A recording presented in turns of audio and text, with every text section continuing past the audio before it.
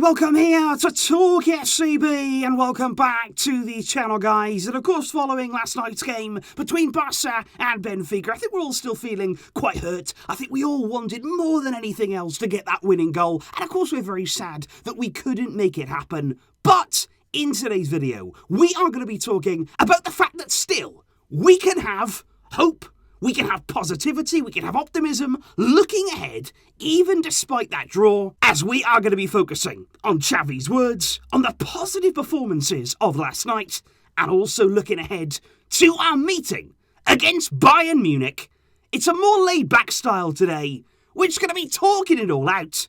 So let's get to it. Because honestly, guys, coming off the back of that game last night, for me, I would actually separate it in two different ways. Because on the one hand, I'm so sad, I am so disappointed and honestly flat from the result. The 0-0 draw there, the fact that we couldn't get that winning goal. But if you said, how was the performance? I would tell you a very different story, because I personally saw, again, some promising signs. I think even despite the fact that we couldn't score, it was still entertaining. At no point there were you sat thinking, what is this? What are we watching here? We are going through the motions, we're not making any progress. We actually looked dangerous, and that is saying something given the fact that we are so limited in those forward areas. The players that we have out injured just still carry that threat right throughout the game, and it's not just us, because I think actually you look at the fans inside the stadium yesterday, the response they gave the team right the way through the game, even despite those weather conditions. It was torrential rain. And also after the game, usually there when you've had a big disappointing result, facing the possibility of being knocked out of the Champions League, maybe you would have expected to hear whistles, boos, anger from the crowd.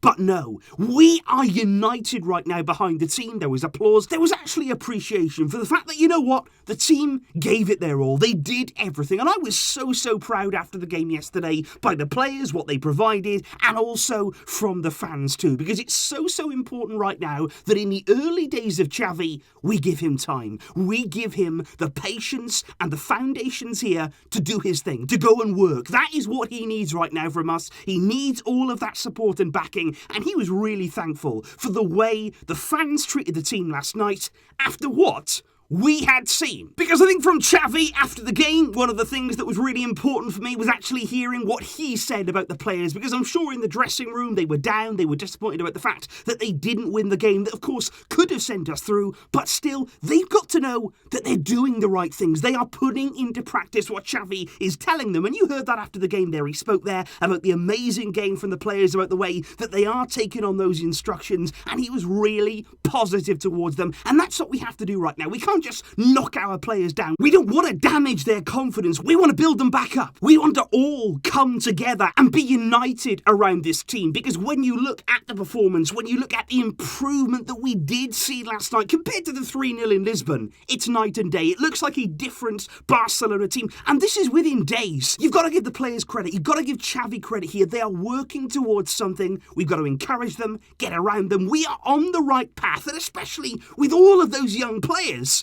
we've got to keep our heads up. And speaking of those players, why don't we talk now about some individual performances from last night? Because there's some players here that, of course, we spoke about it in the match review, but I want to go into a bit more detail, because let's start with the man of the match, probably. It's Ronald Araújo. He was absolutely sensational last night for Barça. I think it was a crucial performance from him, because obviously in Xavi's first game as coach, he wasn't in the team. He only came off the bench as an emergency in that game, so I thought it was really important last night that he showed what he was about. And he really did. Because what you would notice with Xavi last night, the fact that we were pushing for that win, we were very high, and also all three of those centre-backs, they got really tight to their men. And what you need to play that kind of role is some speed, some pace, and Araújo is the perfect defender to really execute that game plan, and he was fantastic in his strength, in his overall play, and also, let's not forget, in the other box too. Because of our lack of forwards, because we didn't have the players that we would like in that attacking third, I thought Araújo, probably one of our best bets for a goal. He is so useful to have from set pieces, from crosses coming in. He is really effective, and I was so happy with the kind of leadership again that we see from this man. Nearly every time that he's in the team, you go away thinking, he is rock solid. I also simply have to mention the youngsters in our midfield. Let's start there with Nico Gonzalez, because every single game, this man for me, he just gets better, and he is still continuing to surprise everyone. Because when he was brought into the first team, I don't think any of us really expected this explosion from Nico Gonzalez. You've got Xavi, you've got Pedri, those are players who've become very, very well known, but Nico continues to go under the radar, and I just think he's perfect for that kind of role, especially in a game like last night. He's so powerful in his running, but he's so good on the ball too. He's a really, really good mix there of power and pace and athleticism, but also really good quality on the ball. And I think he was excellent once again last night. Of course, you've got to mention Xavi, such a young player, such a big occasion. Again, not playing in a position that's probably perfectly suited to him, but again, carrying out those instructions from Xavi when he's on the ball. He takes care of it. His name again last night being sung around the stadium. What I really want to see is to get his contract renewed as soon as possible, which is believed to be in the very final stages. But along with those youngsters, I also want to talk about an old head in there, a wise head, and I want to talk about Busquets, because before Xavi came in, I think he was a player in this team who looked very lost, who looked like he didn't really belong in the system that he was playing in. He was all on his own at times almost in that midfield, and that's something that was never ever going to suit him. But already, even in the very short time that Xavi has been here, Busquets has been magical. He has been absolutely brilliant there. And I think he works perfectly. Busquets at the base of that midfield, surrounded by these younger players, nice and tight to him, always giving him options on the ball. It works really, really well. He was brilliant against Espanyol. He was fantastic again last night with his care and his poise on the ball. And I was so, so happy with Sergio Busquets. I thought it was really nice as well that we saw some of Yusuf Demir. It's been a long, long time, I've got to say, since we saw him in the team, and especially starting in a game like this. Of course, Xavi wasn't blessed with options, but still nice to see from the very beginning. He could have gone with a few other players. There were more senior players who were left on the bench, but he did put his trust in Yusuf Demir, and that's the part that really does make me here today still really hurt, because that strike from Yusuf Demir, it could have changed everything. And not just in terms of the team, in terms of qualification, but think what that goal would have done for him. Cutting in on his left, unleashing a stunning, stunning strike on goal. It had everything. It wasn't just a hit and hope. That was a measured finish. It was brilliant, and it deserved a goal. And it's so, so unlucky that it didn't go in. But of course, we have to come on to Ousmane Dembele, because on 66 minutes, not only the game changed, but the whole atmosphere changed. And I think what was really important for me last night, and especially when you're looking at Dembele and his future at this club, what he heard when he came on was the fans inside the stadium really behind him. Because when Dembele came on, there was cheers, there was optimism, there was a feeling around the stadium that, you know what, he can make something happen. He can be our star man in this team. And I think for Dembele to hear that, it probably hasn't happened at this club before. And immediately when he came on, he was a confident man. He was looking already. As soon as he got that ball to make something happen, he nearly did immediately. Benfica did not know how to deal with him. And it was very, very quick before they started saying, okay, we're going to put 2 men on Dembele. We're going to put 3 men on him. We can't deal with him. We've got to double and triple up. And that's important too. Because yes, while that may keep Dembele quiet as the half went on, they really did try and shut him out. But to do that, they must be leaving space elsewhere. There must be little pockets that our players can pick up, and that is something that we've really got to pay attention to. But I just think about Dembele as well last night. You look at the kind of display that he put in, and it's not just about that raw pace. It's not just about the fact that he can take on players 1 versus 1, that he can play on the counter-attack. What I think is often very forgotten about Dembele is his intelligence. He is actually on the ball one of the most intelligent players that we have in terms there of picking a pass. Because how many times yesterday did you see him cut inside or go down the wing and actually have a look up, and he's seen the run? He's spotted a run from deep and he looked to pick it out in behind, and he's a really, really good player at doing that. And I just think, like we always say, with Dembele, please stay fit. If he can stay fit, he is the perfect winger, and I mean the perfect winger for Xavi. That's why Xavi loves him so much. He really wants him in his team.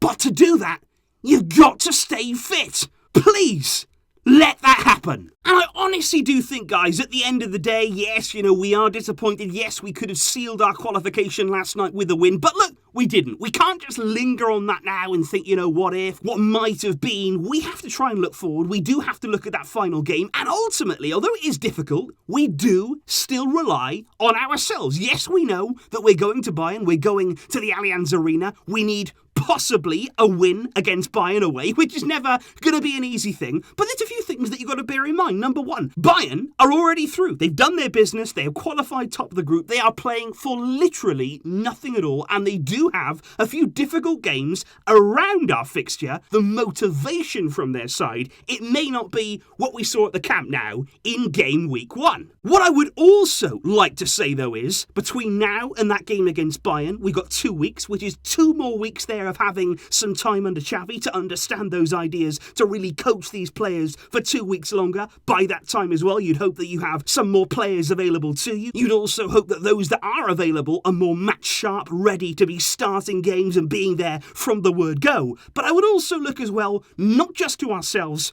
but at Benfica. Because it's very easy to say, well, they've got Dinamo Kiev in their last game, obviously they're going to win that. But is it obvious? There's no guarantees that they win that game. Already they played Dinamo in this Champions League group. They couldn't score against them. They drew 0-0. Yes, it was away. It's going to be very different, I'm sure, at Benfica's home stadium. But Benfica don't really like being the dominant team. In the Champions League, they would much rather be the side that plays on the counter-attack like they were doing yesterday, like they did very effectively in those closing stages. They're going to have against Dinamo all of the ball. Dinamo are going to sit deep. They're going to be in a low block. It's going to be tough to break them down. We know how tough it was home and away against this side. And many people will also say, well, Dinamo, just like Bayern, they're not playing for anything. Which, yes, is technically true. They cannot qualify for the Europa League. They've got no chance there of progressing to the next stage of the Champions League, but they are still playing for money in the Champions League, and especially for a club like Dinamo there, that would be a massive boost to them. If you win a game in the group stage, you get 2.8 million. And even if you draw a game in the group stage, you get nearly 1 million. So although it may not seem as though they're playing for anything significant, that kind of prize money for a club like theirs, believe me, they will be out to get points in their game against Benfica, even though, of course, we can't just rely on them. And I just thought today, guys, to bring you there that more laid-back style video, because in all honesty, all I wanted to do today was just talk to you guys, just to be talking after what was a tough night. You know, we all wanted better. I think we're all still, like I say, I am still hurting. I've got to be honest with you, I really did want that win. But I just think here, we can stay positive. We can still have that belief about us that we are heading in the right direction. We shouldn't let their one result. The fact that we couldn't get that goal, we were inches away, a crossbar here, an offside call there. We were so close, and we cannot let that distract us from the improvements that we're making, the steps forward that we are making. And Xavi is at the helm. He is working. Every single day that goes by, we're getting more clear on those ideas. We're getting closer to having important players back with us who can change the dynamic of this team.